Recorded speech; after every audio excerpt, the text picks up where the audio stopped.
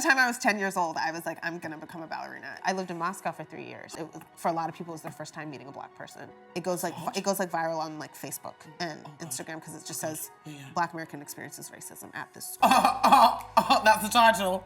They were gonna kick me out of the school. It was terrible. The journey it took to get to this place, I don't want to get emotional, but to show up like this and to be like, this is me, and this is beautiful, and this is elegant, and this is sophisticated, and you know, this is soft and strong. And to show up like that, and whether or not the world sees you that way yet, but like that's how I show up, and like that's who she is.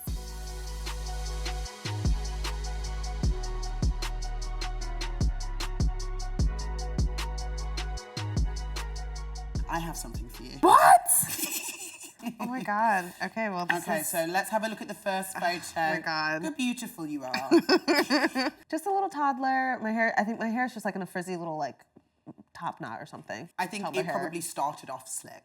And Probably. knowing toddlers. Yeah, true. It This is later in the day. Yeah, true. It probably like ended up like this. Yeah. You look happy, which yeah, I is mean, ideal. This is when you're innocent. This is before you're like, You know about the life. yeah, before you exactly before you even like know anything about like the struggle. Your mom still does your hair for you. Yeah. Like I think my mom, I think she really tried really hard to.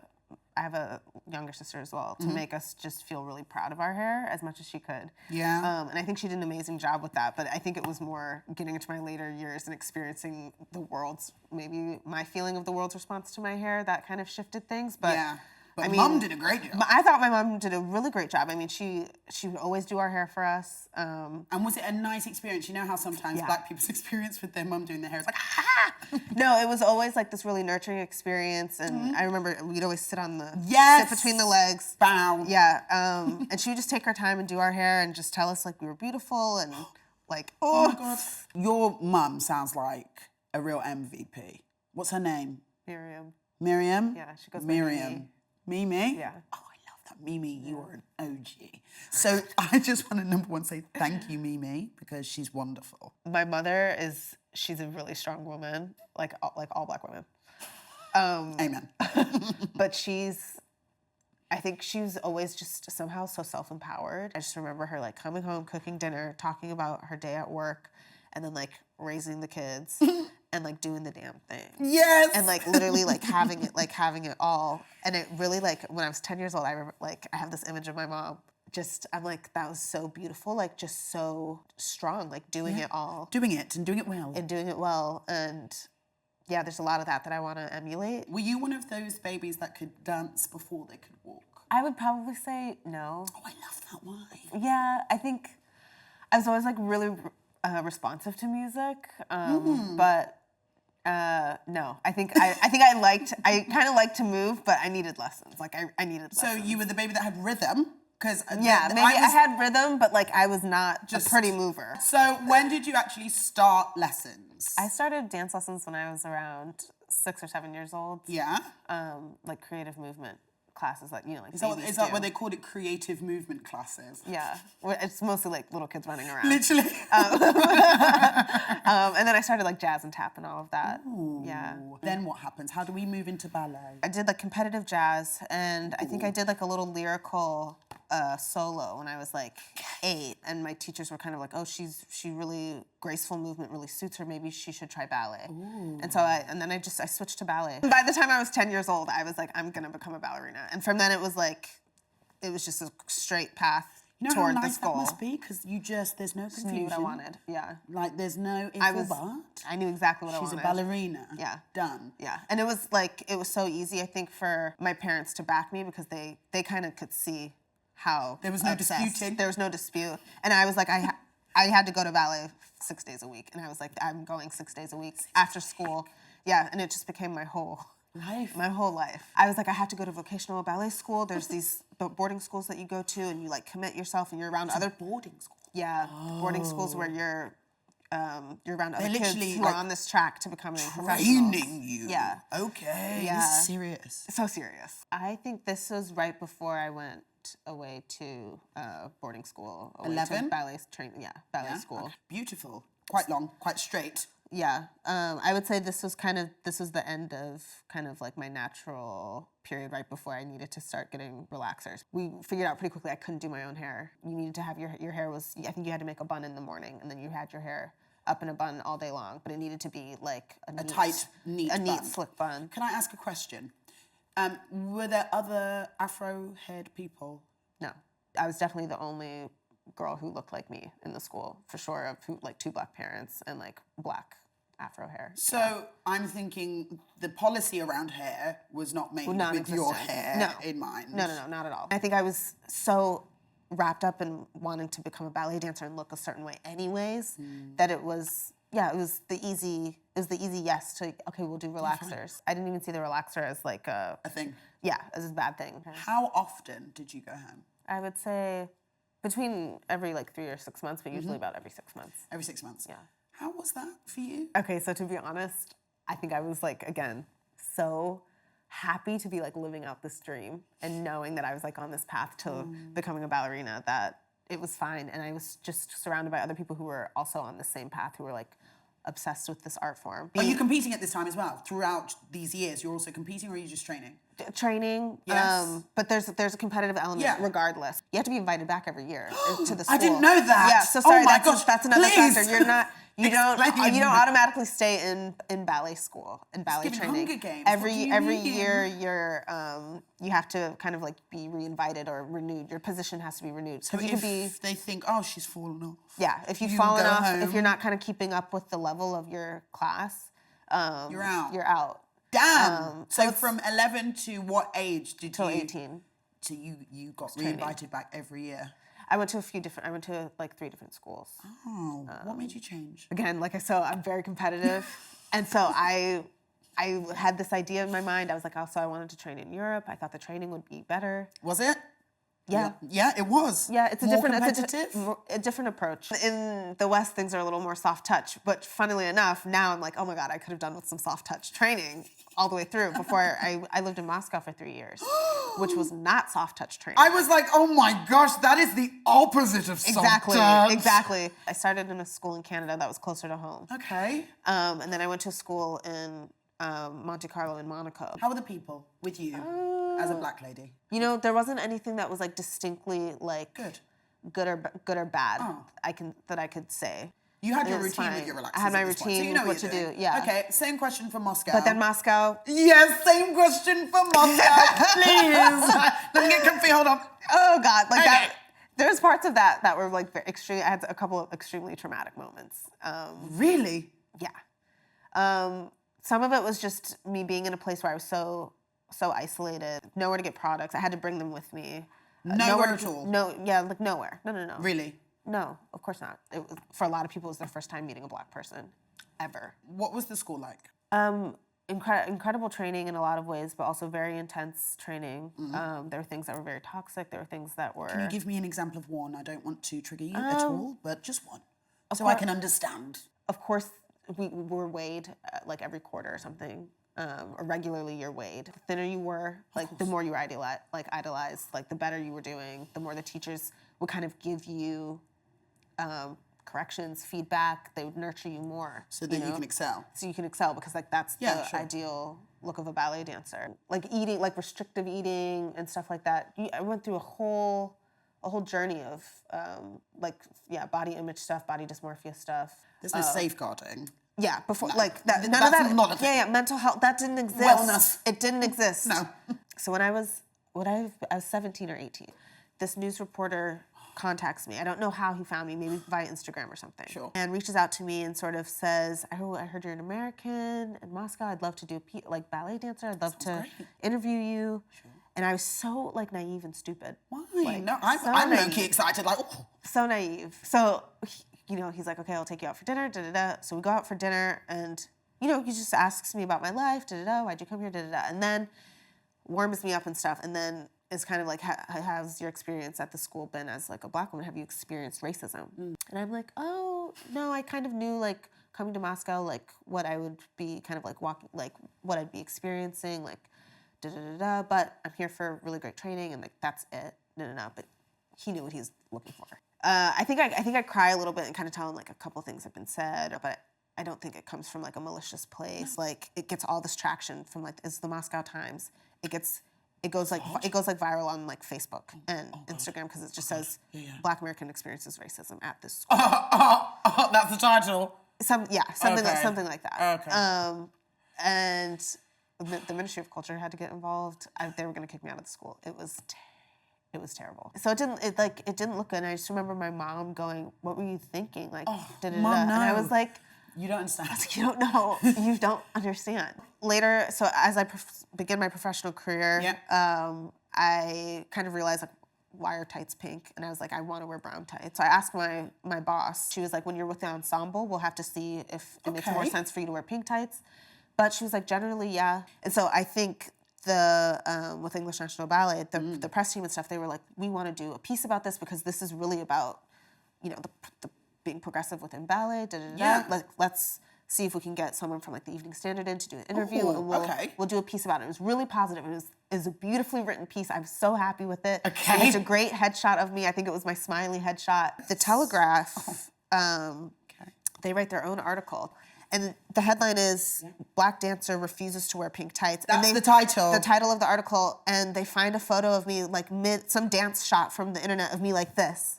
Of like, which is it's just, like, the image of it just looks so... Angry. What a shock.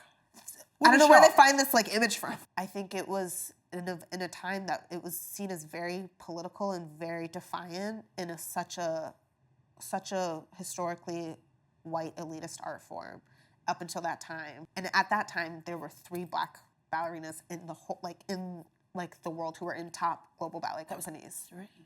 At the time, that was it. There was Misty Copeland, me, and Michaela DePrince. Oh my God. And that was kind of female Black dancers. Female. That's terrifying. Who were in like world-class ballet companies. If you were to explain to someone what a traditional ballet dancer would look like, how would you describe them? A traditional ballet dancer would be slender, should have like long, natural hair. And then if we were to say historically, she should be fair-skinned. This is why I'm like the mental health that like you go through of like discovering the world and discovering how it contributes. And how it contributes to you as a Black lady, specifically. It's different. Whilst we're in the middle of this conversation, let me just take a minute to thank our sponsors. This season of Texture Talks is brought to you by our wonderful sponsors, Garnier, who have brought a new range of products out called Method for Curls that are specifically for afro and curly hair. Yes, that includes the type 4s. I have been using these products for well over a month, and they are amazing. I actually use them to create these twists right here. The products not only have a fantastic ability to provide moisture and hydration, which is infused by the shea butter in the ingredients, but also seal it, lock it in, and that's the hyaluronic acid. I am able to maintain my hair from one wash day to the next, and I wash my hair weekly. I would highly recommend anybody out there with curly hair to go out to Amazon, Boots, Superdrug, or any major retailer and purchase the range and try it yourself. And please, if you do, don't forget to come back here and tell me how you got on. I think it was my first early romantic relationships. That's what made me kind of realize and confront how I was showing up not 100% as myself, but trying to, I had to have my masks on. Yeah, had to. Whether that was like, my hair needed to be like relaxed or straightened. It was like wearing makeup. It was like never taking your makeup off in front of your partner, who you claim to be so close to, who you love, who loves you. Yeah, so something shifted when I realized I wasn't entirely honest with myself, because I was like, this isn't how I wake up, basically. Yeah, I can't reach a certain level of intimacy if I've not reached that level of intimacy with myself. So how can I expect someone else to love me and accept me on that level? So this is before the big chop, and I'm doing like extensions. And are these extensions? I was wondering if this was your hair or not. No, so there's extensions, and I'm texturizing. So this is like my early 20s again. Before the big chop, yeah. Same, this is like when my hair is like, I was just getting my hair texturized. But there's no extensions here, right? No, this is my hair. So at the time, the keratin Brazilian hair straightening blowout system was like it was like the hot new thing. So I do it, and like, of course it looks great. at On the first day. on the day, and then like 3 months later you start to see the breakage and stuff. So talk to me about, this This is big chop. This Big is chop. right when I first do it. after the damage? This is like day of the big chop, like leaving the salon. So I've still not actually like washed my hair and like figured out how I was gonna actually style my hair. There was still a panic. Okay. This would have been grown out after a year or two and like experimenting with like dyeing my hair. There's another place I go now and it's like all black women who do the hair, and I just remember how nurturing these women are, the way they talk to you when they touch your hair. You can feel that in the way that they talk to every woman who sits down in their chairs. They have love for you. They have love for you. Not contempt. Exactly. And to just help you like go, okay, like you're beautiful, like when you leave, you know? Yeah. And like that's all any of us need when we go to the salon. That's all we hope for. Tell me the job that you're in now, okay? What is the role? Because remember, I'm a ballerina noob. I am a first soloist ballet dancer with the English National Ballet. What does your day-to-day look like? So pretty much we have like training in the morning. You have to do like a ballet class every day, like 10 a.m. Oh my God. Okay. And then you rehearse all day. And then if you have performances on, it'll be like class, maybe a couple rehearsals, and then performance in the evening. Is this the dream? Was this the goal? Yeah. Yeah? Yeah. So you're living your dream right now. How does that feel? Life must be nice for some. And a lot, like it's great. There's obviously like there's good and bad with anything. There's ups and downs. But yeah, one of the great perks was traveling the world a lot in my early 20s. We toured a lot all around the world, which was incredible. Where was your favorite place? Definitely Japan. Japan! Yeah. Talk to me. Why? I think because it was culturally so different, but technologically so advanced. Are they like way ahead of us? Yeah. I guess it would be nice because we've been talking very heavily about hair journey to the point where I feel like I was in every single moment with you. You described it beautifully. So what was the correlating journey like with your career? Yeah. So whilst you're going through all of these things, did it correlate? Did it impact your career in any way? In terms of how I manage my hair for work and for stage, yes. It did. So, for example, there was a ballet we did where it was hair down. They wanted everyone to be the same. So, and that's when I went and I would just get extensions.